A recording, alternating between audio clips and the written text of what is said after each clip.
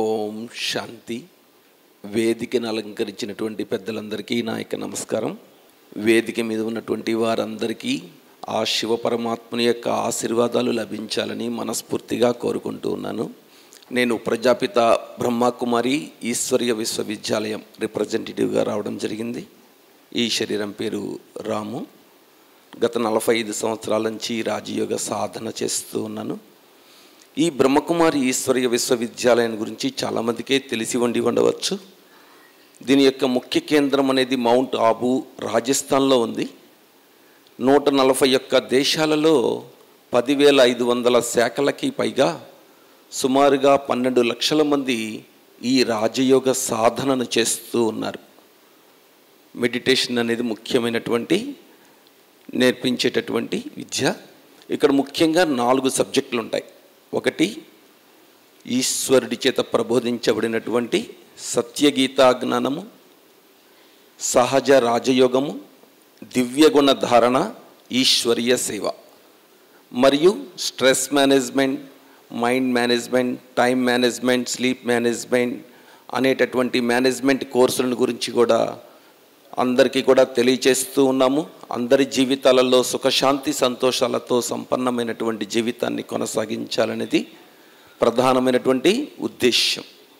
అంతేకాకుండా యోగికి కేతి అంటే సేంద్రియ ఎరువుల ద్వారా యోగము యొక్క శక్తితో, యోగము యొక్క వైబ్రేషన్స్తో సస్యశ్యామలంగా ఎక్కువ దిగుబడినిచ్చేటటువంటి శక్తివంతమైనటువంటి ఆహారాన్ని పండించడం అనేటటువంటిది ఒక సబ్జెక్టుగా తీసుకొని భారతదేశంలో ఉన్నటువంటి అనేక గ్రామాలలో ఈ కార్యక్రమం ఏర్పాటు చేయబడుతూ ఉన్నది. అయితే ఈరోజు మనం తీసుకున్నటువంటి సబ్జెక్ట్ ఏంటి అని అంటే శాకాహారం. ఇప్పటి వరకు కూడా మనం అక్కడ నుంచి బ్రహ్మానంద స్టేడియం నుంచి ఇక్కడ దాకా కూడా ర్యాలీ చేసుకుంటూ అనేక మందికి సందేశాన్ని అందింపచేస్తూ వచ్చాము. ఇక్కడ నేర్పించేటటువంటి రాజయోగ సాధనలో ఉన్నటువంటి 4 సబ్జెక్టులలో 4 నియమాలలో ఒక నియమం ఏంటి అంటే సాత్వికాహారము.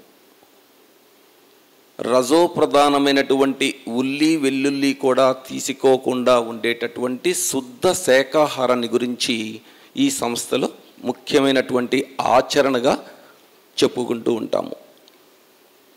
అంతేకాదు, మనం ప్రతిరోజు తీసుకునేటటువంటి ఆహారం ఏదైతే ఉందో ఆ ఆహారాన్ని టిఫిన్ కానివ్వండి, భోజనం కానివ్వండి, నిత్య నైవేద్యంగా చేయబడిన తద్పిమ్మట మాత్రమే ఈ ఆహారాన్ని తీసుకోవడం అనేది జరుగుతూ ఉంటుంది.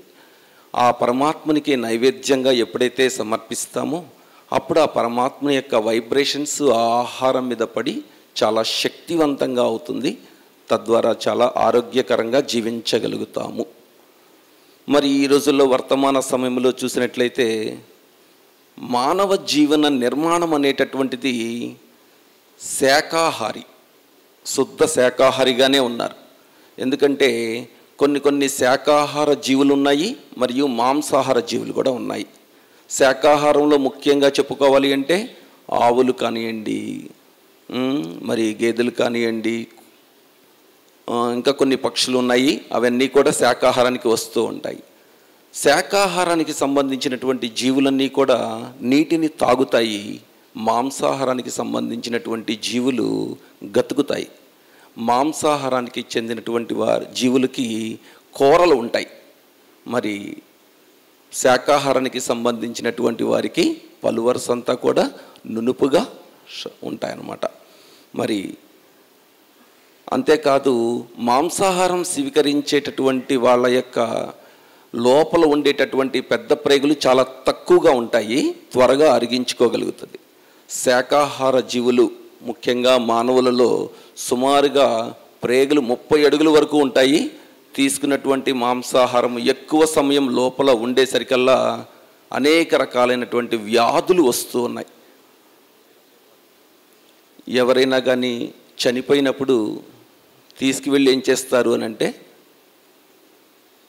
శ్మశానంలో తగలపెట్టేస్తారు. మరి మనం ఏం చేస్తున్నాము?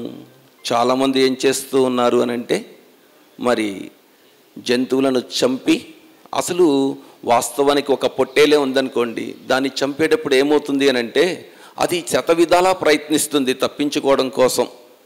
ఒక విధమైనటువంటి జుగుప్స, అసహ్యము, ఏహ్య భావన, ఈర్ష్య, ద్వేషం ఇట్లాంటి భావనలతో ఉంటుందన్నమాట. ఎటూ తప్పించుకోలేనటువంటి పరిస్థితి. అటువంటి పరిస్థితులలో దాన్ని చంపి దాన్ని ఆహారంగా స్వీకరిస్తున్నారు అంటే ఆ జంతువులో ఉన్నటువంటి లక్షణాలన్నీ కూడా మానవుల్లోకి వచ్చేస్తూ ఉన్నాయి. అందువలన ఈ రోజుల లోపల ఎలా ఉన్నారు అనంటే, నేటి మానవుడు చిన్న చిన్న విషయాలకే ఈర్ష్య, ద్వేషాలు, కక్షలు, కార్పణ్యాలు, మోసపూరితమైనటువంటి ఆలోచనలు, ఇతరులను అపకారం చేయాలనేటటువంటి ఆలోచనలని ఉన్నాయి. అదే శాకాహారం తీసుకుంటే మనస్సు చాలా చాలా ఆరోగ్యంగా ఉంటుంది, మనస్సు సంతోషంగా ఉంటుంది, శరీరం కూడా చాలా చాలా ఆరోగ్యంగా ఉంటుంది. ముఖ్యంగా పిరమిడ్లో కూడా చెప్పేటటువంటి మెయిన్ కాప్షనే ఇది, శాకాహారం ముద్దు, మాంసాహారం వద్దు అనేటటువంటిది. మరి మన ప్రయత్నం అయితే మనం చేస్తూ ఉన్నాము. కానీ నేటికి గణాంకాల ప్రకారంగా చూసినట్లయితే ఆంధ్ర, తెలంగాణలో 100కి 90 మంది మాంసాహారం స్వీకరించేటటువంటి వాళ్ళు ఉన్నారు అని చెప్తూ ఉన్నారు. మరి మనమైతే మన వంతు సాయంగా అందరిలో కూడా మాంసాహారాన్ని వదిలి శాకాహారాన్నే స్వీకరించాలి అనేటటువంటి దాని గురించి తెలియచేయాలి అనుకుంటూ ఉన్నాను. అంతేకాదు, మనం తీసుకునేటటువంటి వాటర్ ఏదైతే ఉందో ఆ వాటర్లో కూడా మనం తాగేటటువంటి వాటర్ బాటిల్ మీద ఐఎమ్ ఏ పీస్ఫుల్ సోల్, శాంతి, ప్రేమ, దయ అనేటటువంటి మంచి గుణాలను దాని మీద ప్రింట్ చేసి అవి చదువుకుంటూ ఎప్పుడైతే ఆ నీటిని తాగుతామనుకోండి, చాలా మంచి మంచి గుణాలు మనలో అలవడుతూ ఉంటాయి. అలా కాకుండా ఈర్ష్య, ద్వేషము, అసూయ, కోపము, అశాంతి అనేటటువంటి గుణాలను వాటి మీద రాసి గనక ఆ వాటర్ తాగినట్లయితే అవి చదువుకుంటూ కంపల్సరీగా మనిషి జీవితం నెగిటివ్ ఆలోచనలతో నిండి ఉంటుందన్నమాట. మ్యాజిక్ ఆఫ్ వాటర్ అని చెప్పి ఈ వాటర్ మీద కూడా ఎక్స్పెరిమెంట్స్ జపాన్లో వాళ్ళు చాలామంది చేయడం జరిగింది.